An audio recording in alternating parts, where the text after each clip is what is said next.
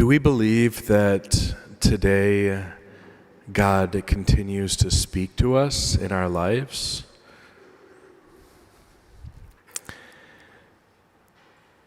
In the first reading, we see a concrete example of how God does continue to speak.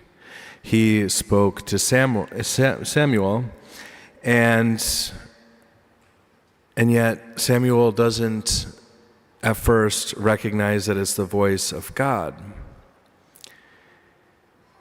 When does Samuel hear the call? Well, it says that they were asleep. Samuel was sleeping in the temple of the Lord, and that's an important fact. When people are asleep, typically it's nighttime. When it's nighttime, there isn't this intense activity, this intense noise all around us. It's quiet. There's peace. And that is where God chooses to speak. It also mentions that he was sleeping in the temple of the Lord. There was this closeness to the Lord. That is an important point. Samuel is able to recognize that voice when he has that proximity, that closeness to God, but also in the late hours of the night or early hours of the morning is when that voice is heard. For us too, we are only able to recognize the voice of God in our lives when we make that time for silence. When we make the time for silence, when we're not caught up with all the craziness of our life and we're not running from here to there, we have to make time for silence and stillness.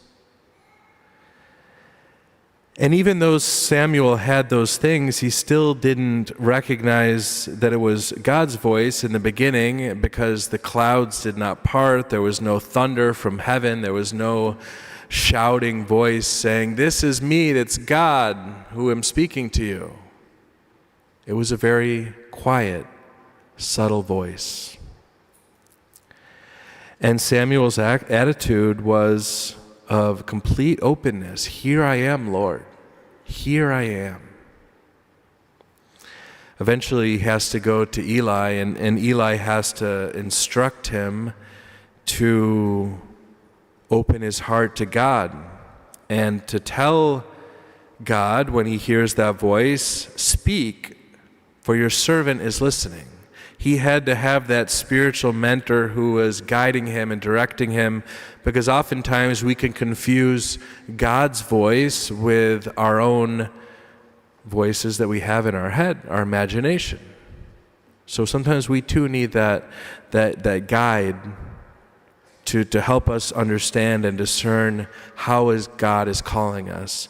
But this reading tells us that God still speaks if we make the time to hear him, if we give him those conditions. And yet it's not enough to know that God is speaking. How many people desire to know what God is telling them, and then when they finally come to that realization, they fall back into comfort, into whatever lifestyle that they've chosen without actually putting into action what God is calling them to do. In the responsorial psalm, we repeated those words of Samuel. "Here I am, Lord. I come to do your will." It's not, "Here I am, Lord, I want to hear your voice, I want to listen to you, I'm curious of what you're going to say to me." It's, "I come to do your will." Doing God's will is the most important thing if we're truly sincere in wanting to be saints.